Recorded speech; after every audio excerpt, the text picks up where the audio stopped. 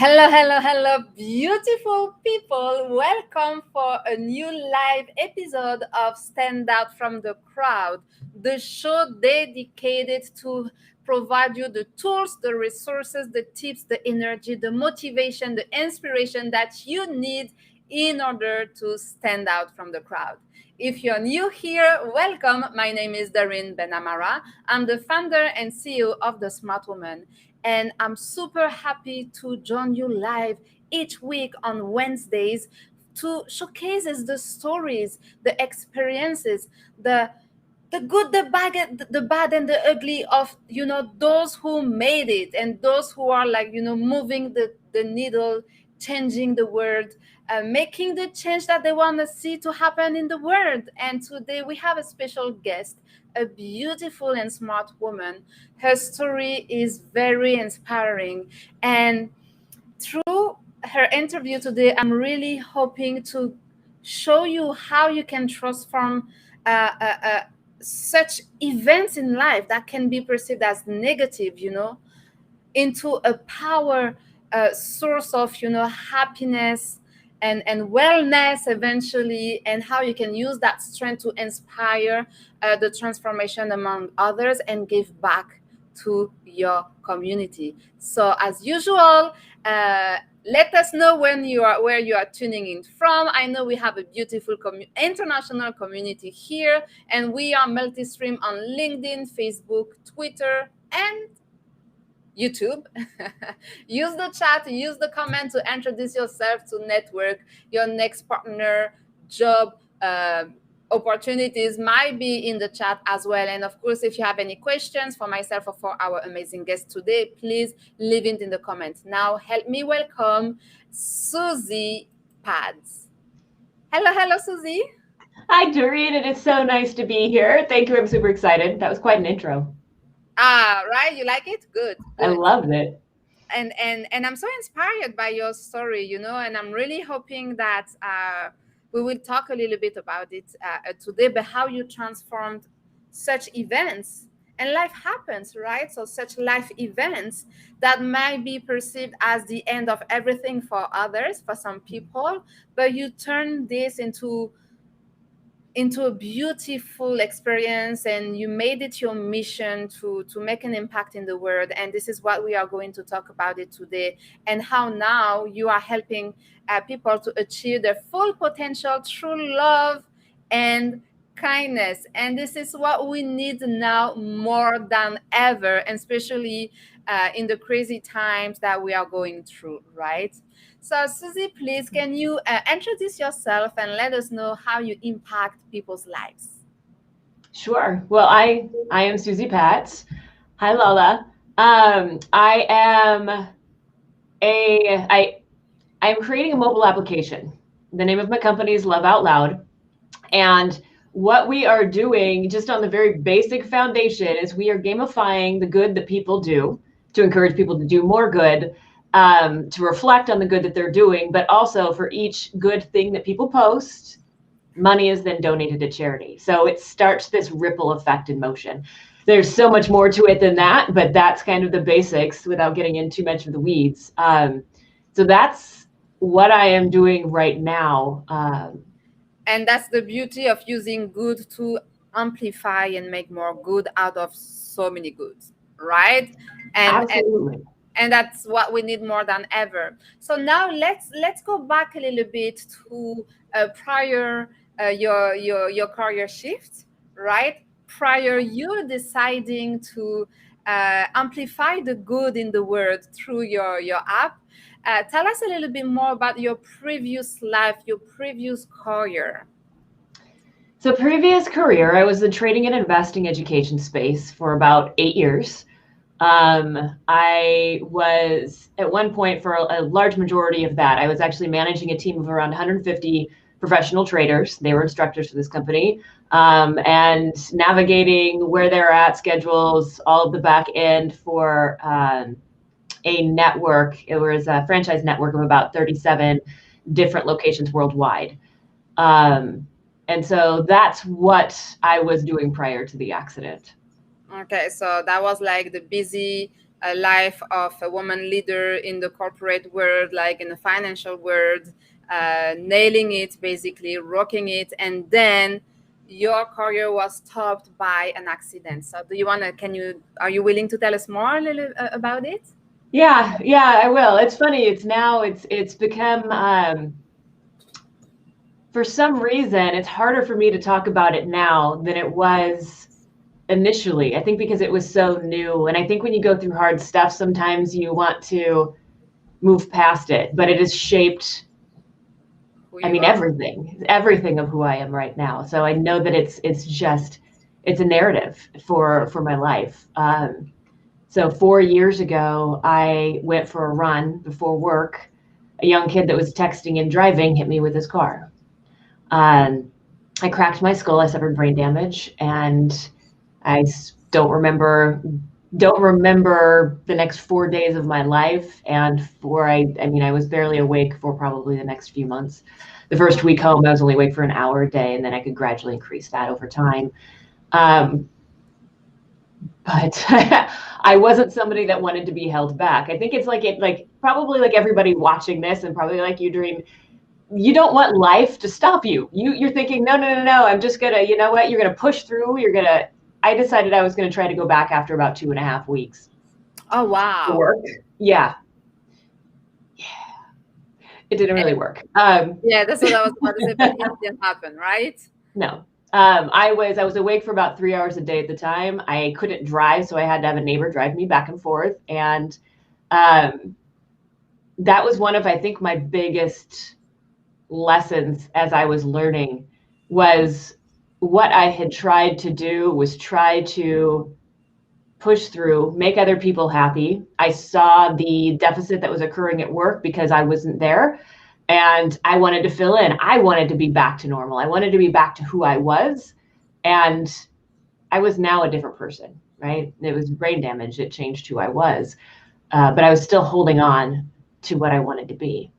So I got to a point where my brain pushed back and it said no, pretty severely. And the lesson that I learned, and I think it's a lesson that we all need to learn in life, is we need to focus on what is best for you.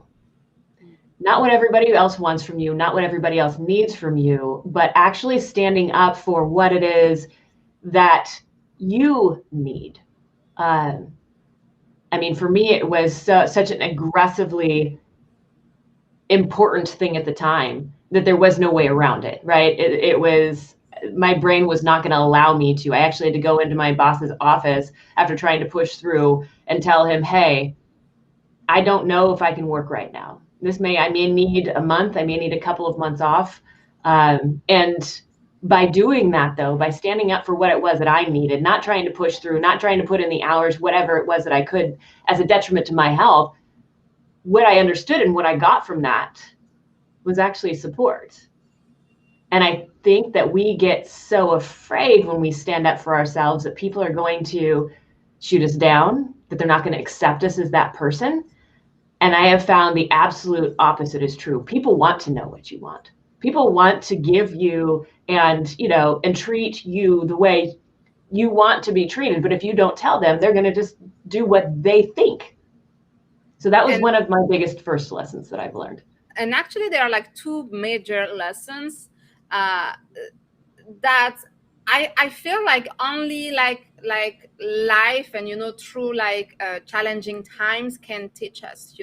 You mentioned being able to focus and to think about what you need, and especially as women, that's not something that we do, or that's not something that we are taught to do, or that we know how to do it, just the basics, because that would be the family, the parents, the husbands, the kids, and so on and so on. And so we don't even think about who do we want to be, or who we are, or what do we need for us.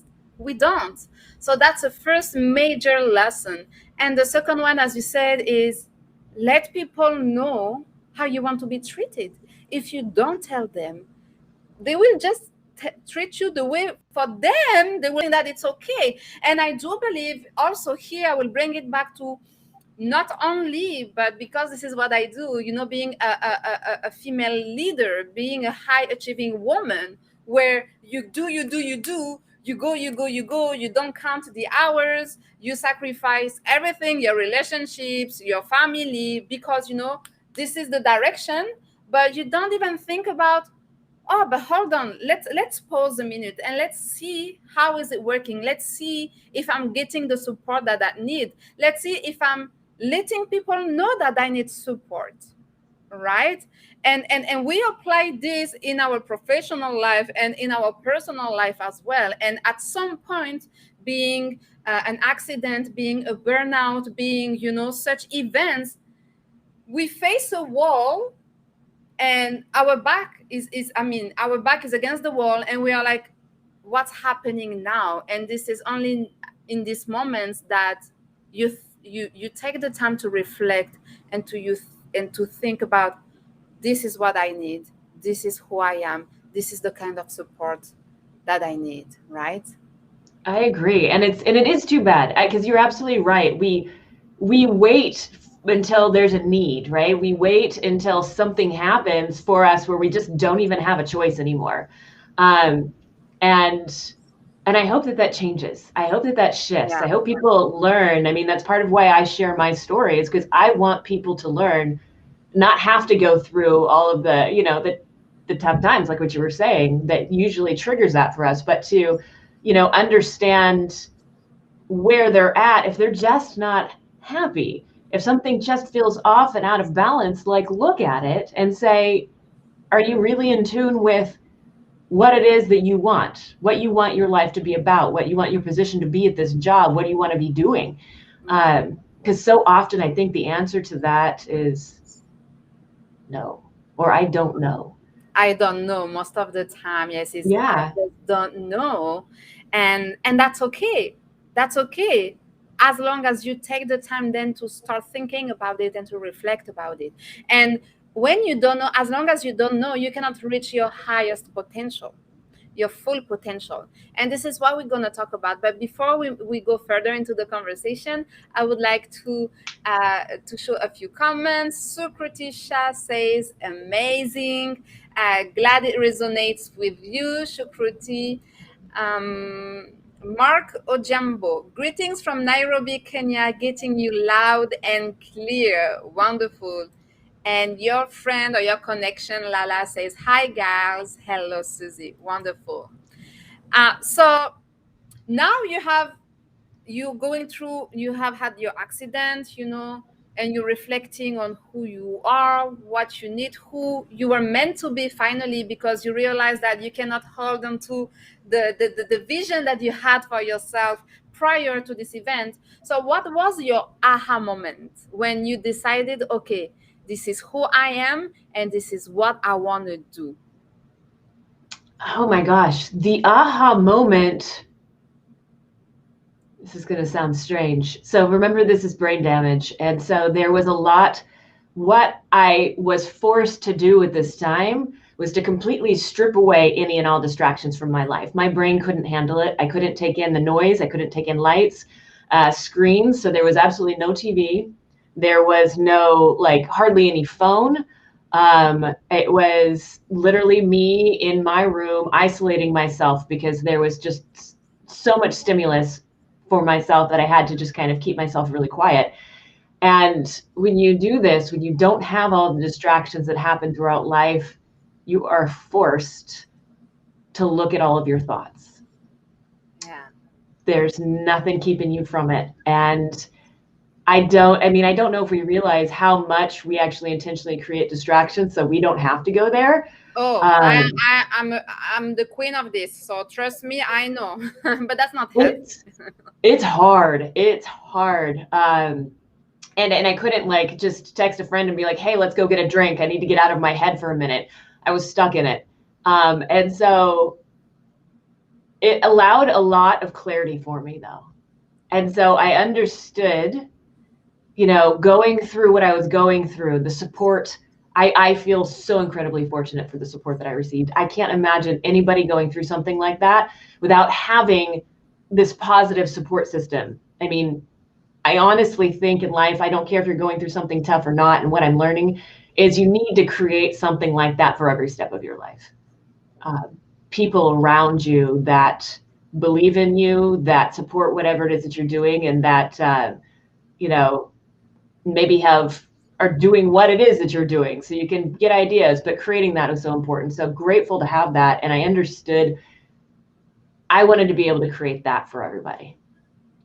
I wanted to figure out a way for other people to have, because like talking with other people, I really understood a lot of people didn't have this. And I wanted to help people find a way to start loving themselves a little bit more. Um, at the time in the US, this is, as I was recovering, it was about 3 years ago, there were a lot of suicides and there was like a school shooting. It felt like every week. And recognizing where that comes from our inability to know how to handle situations, to know how to handle what's going on in here. And so we lash out. We have no outlet for it. And so this is our pain that is speaking through us in manifesting in these terrible ways. So that's when I decided that I knew what it was that I wanted to do. I will say to anybody that's got a purpose, just because you figure out your purpose doesn't mean right away you know what that's going to look like how you're going to create that.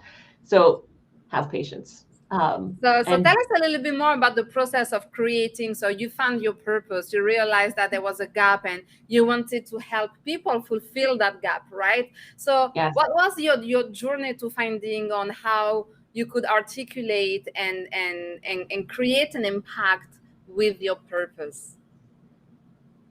I will tell you again, at first it was hard. When I recognized what it was that I wanted to do, you want to start like doing it right away and you feel like confused, you feel lost because you don't know how to implement that.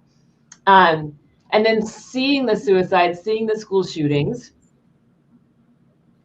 what I recognized is we have a huge ability in our school systems to teach children how to navigate hard times. Like, yes, we teach them all the fantastic things, all the subjects, right? Math, science, history, etc. But we miss the foundational parts of who we are. Mm-hmm. And it's not like this is something that, I mean, right now, how we learn it is just from the people around us, and they aren't masters of psychology. They may not know how to handle really challenging situations themselves. Mm-hmm. And so if we can teach this in schools, if we could teach our children from a young age how to connect with each other, to see differences as amazing, things to be celebrated, right? Understanding that we can learn from each other. And then in our own lives, how to handle the tough situations, how to give, appreciation, how to celebrate people, not necessarily like be jealous, compete, feel like we're not worthy, not enough, but understand that who we are is so important. That's the first step. That's the first step, actually, understanding who you are towards reaching your full potential. So now let's talk about the power of love and kindness. And Yes. we have a comment from Lala. It's okay not to know what you want, but you definitely know what you don't want. Big time. It's as much important, actually, to know what you don't want, right? Like both sides are like as much important. So love and kindness.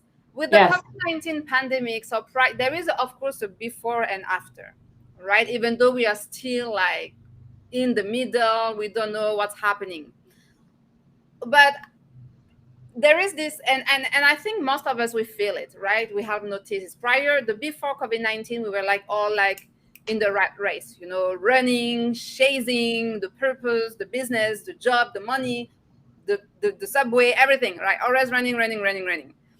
Then boom, suddenly, out of the blue, we lost like everything that we took for granted: our freedom, our ability to go to work, our ability to feel safe, and so on and so on.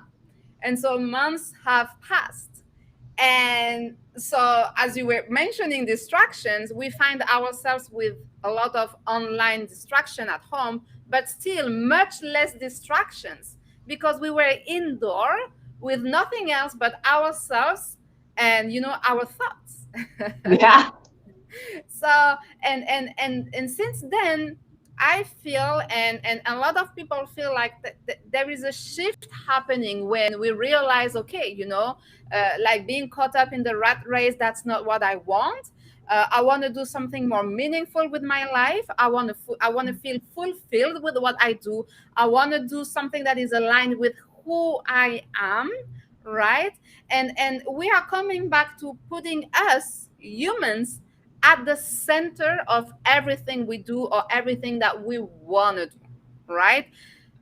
And of course, love and kindness is now more important than ever.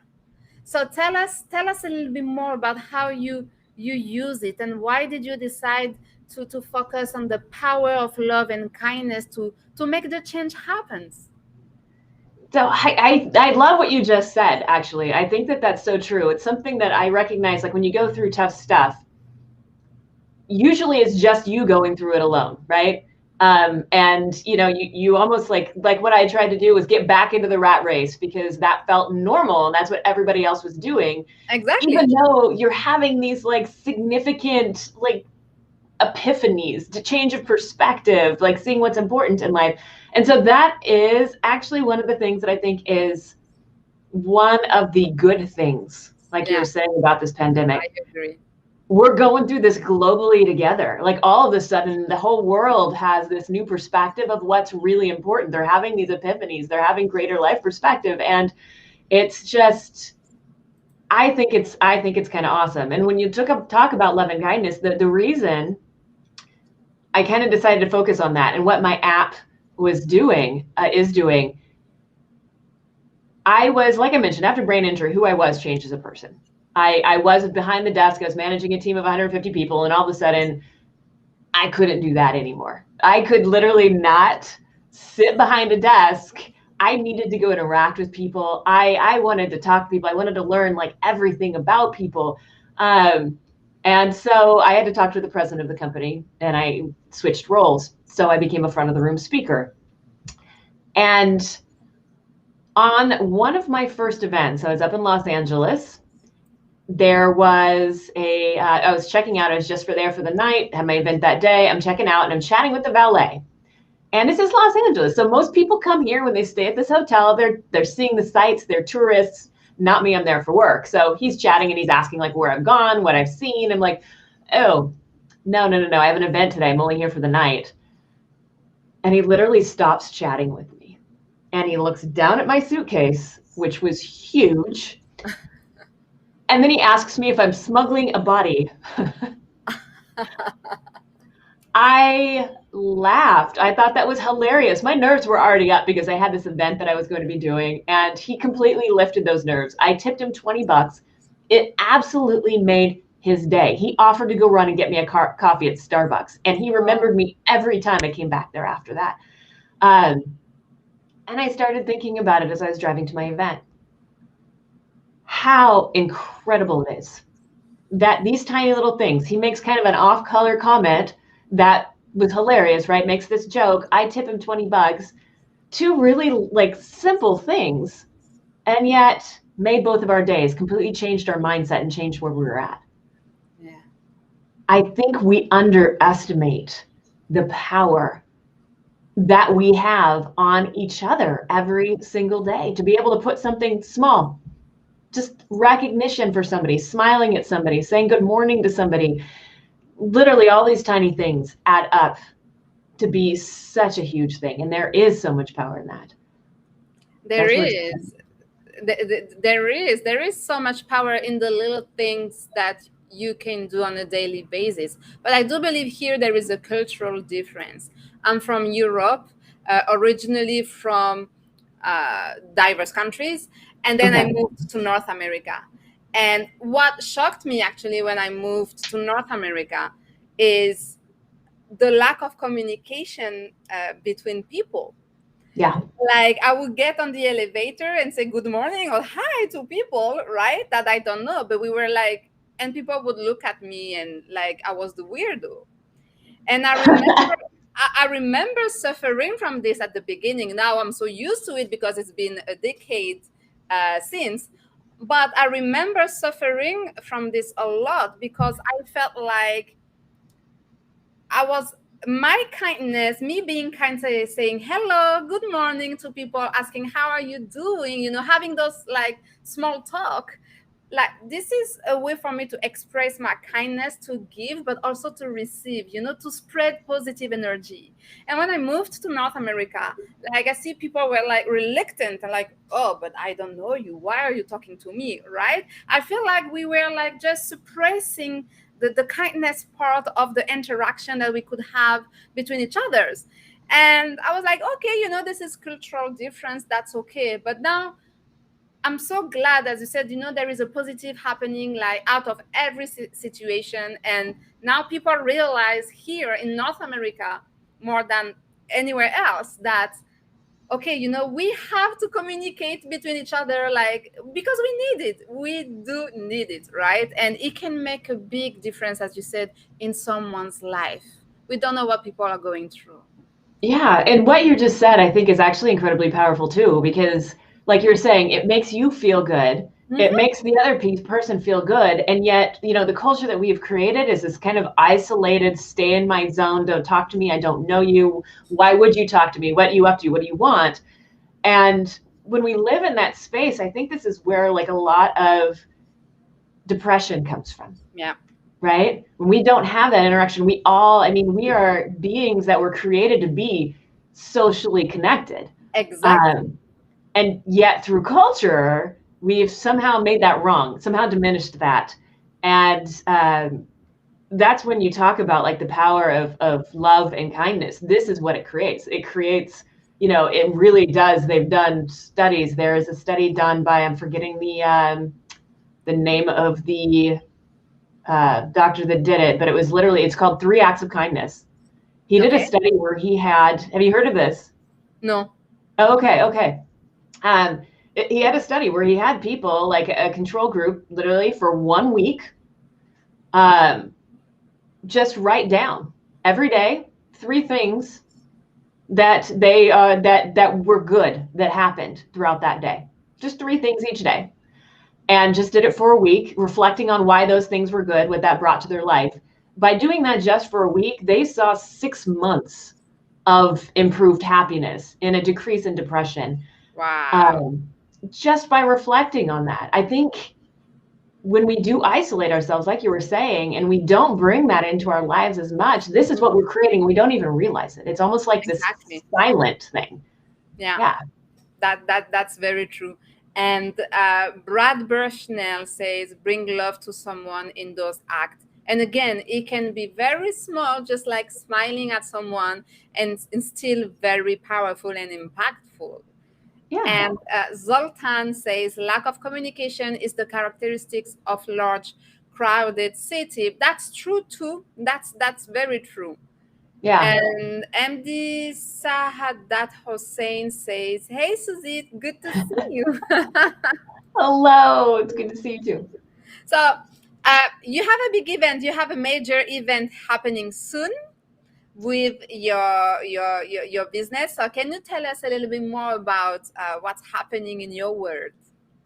Oh my gosh, right now in my world, there is so much good stuff going on. I will start with, we're going to be crowdfunding soon, which, okay, I will tell you what I love about this. I've mentioned before that I was adverse to crowdfunding. Again, I was in the trading and investing arena.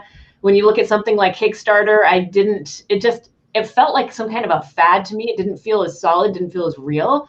But crowdfunding has actually evolved so that when you do, like, you're literally investing in the company, you now can get shares in the company. At least that's the way that we're doing it.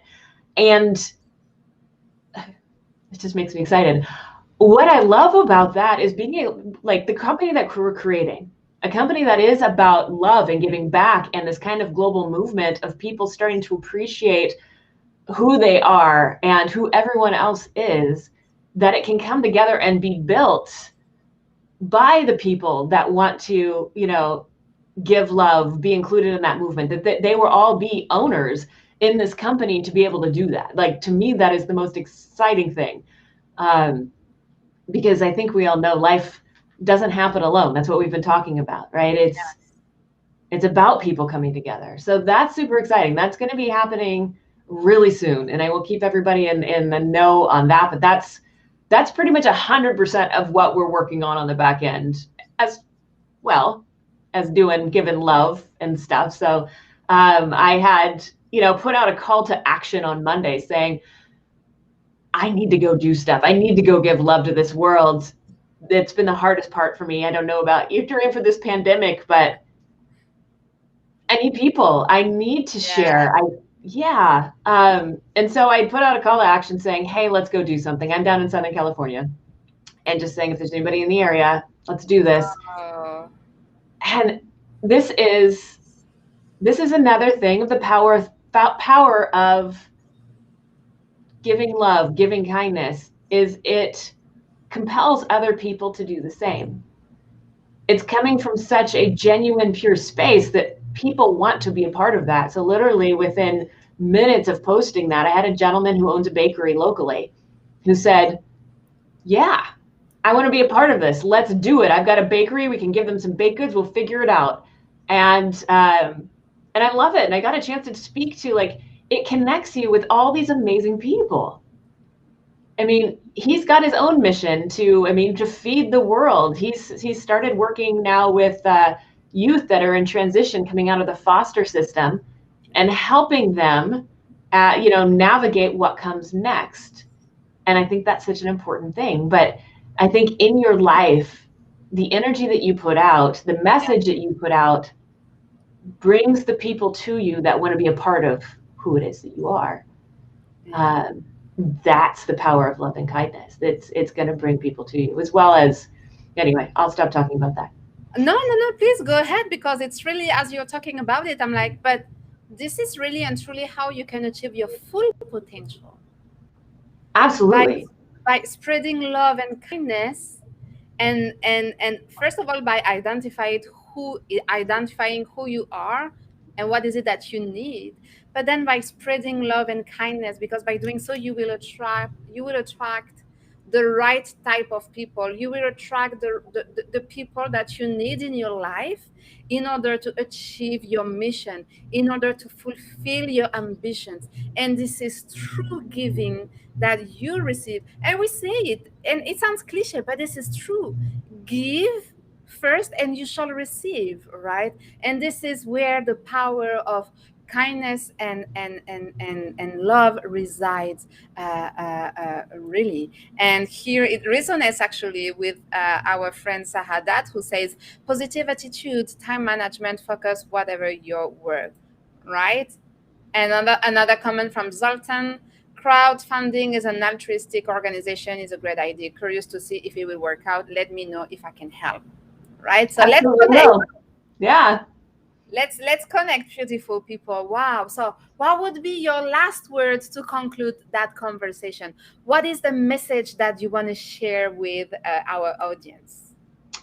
I think my last words would be to not, I think people so often feel that they have to take on this big, giant goal. I would encourage you just to start small. Start small in so many different areas and see what feels good to you. See what works for you. See which people, in each area resonate the most with you. Mm-hmm. We are all figuring life out. And I think if you kind of channel your energy only into one area, you're going to miss all of the other stuff going on. Don't limit yourself. Love can be spread universally. And one of the best ways that I've seen it kind of quantified recently is in the business sector, like you're saying with the pandemic.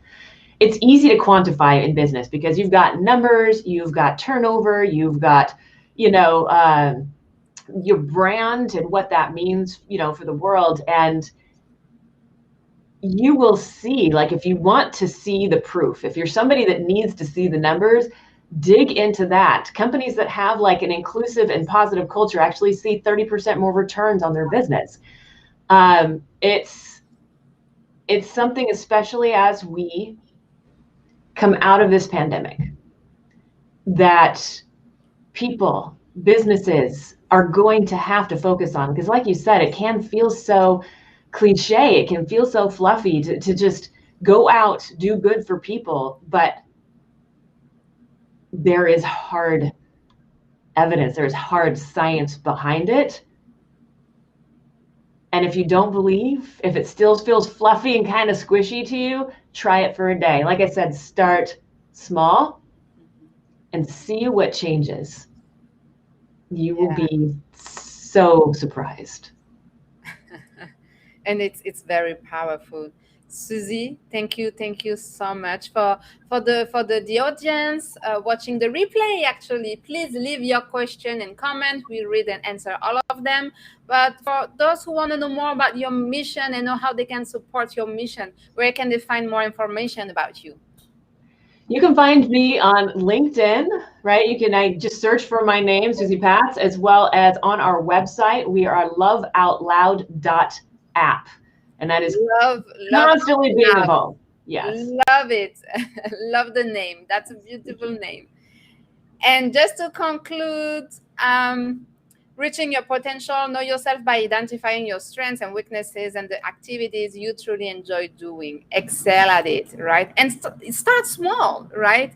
It sounds awkward. Imagine living under the same roof of somebody can't even say a simple good morning, even if they are stepping on your feet. Exactly. So let's get rid of this old mentality of, I don't know you. And let's start small, as Suzy says, like just a good morning, just how are you doing, a smile. Asking simple questions to people that you don't know could literally like change their lives, because you never know. You never know, and you will feel good when you see that because of your little act of kindness, you are making a positive impact.